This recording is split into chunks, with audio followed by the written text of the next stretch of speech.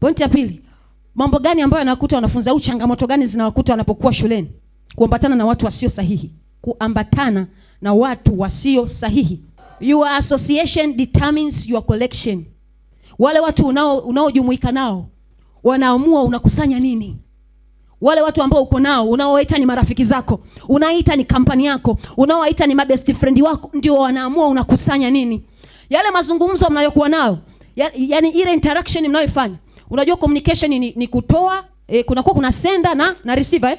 So unapokuwa una send na ku receive, manake wewe ukisend una receive, ukiwa una receive unakusanya. Kwa hiyo kampani yako inaamua nini unakusanya. Kile unachokusanya sasa ndicho kina determines destination yako. Pia your association determine your destination. Manake kampani yako inaamua wewe unaenda wapi. Bwana Yesu asifiwe sana. Kampani yako inaamua wewe unaenda wapi. Mithali 13 mstari wa 20. Enenda pamoja na wenye hekima nawe utakuwa na hekima. Huyu rafiki wa mpumbavu, huyu ambaye amekusanya upumbavu, uwe na uhakika hawezi kufanikiwa. Huyu mtu ataumia tu. Ataumia kwa namna gani? Ataumia kwa upumbavu ambao marafiki zake wanafanya. Ataingizwa kwenye changamoto ambazo rafiki zake wanafanya.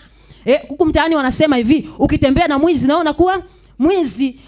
Kundi kubwa la wezi likikamatwa, kwa mfano wezi walikuwa wanakimbizwa. Labda wewe hujaingia kuiba, sawa, hujapenya dirishani ukaiba vitu. Labda wewe ulikuwa unapokea, unavijaza, unaviweka.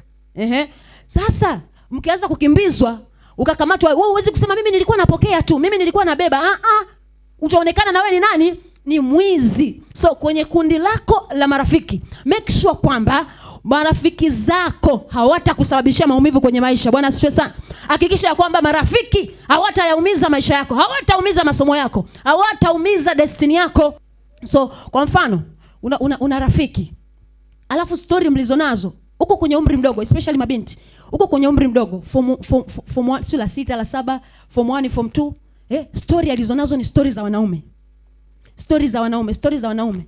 Mara hivi, maana nikaachana. Kuna binti siku moja nilikuwa namsikia mahali fulani mdogo. Asa ni mdogo tu. Yaani mimi sijui kwa nini ananipigia simu. Wakati mimi nilishamwambia hapana, yule Kevi mimi sikuwa natembea naye.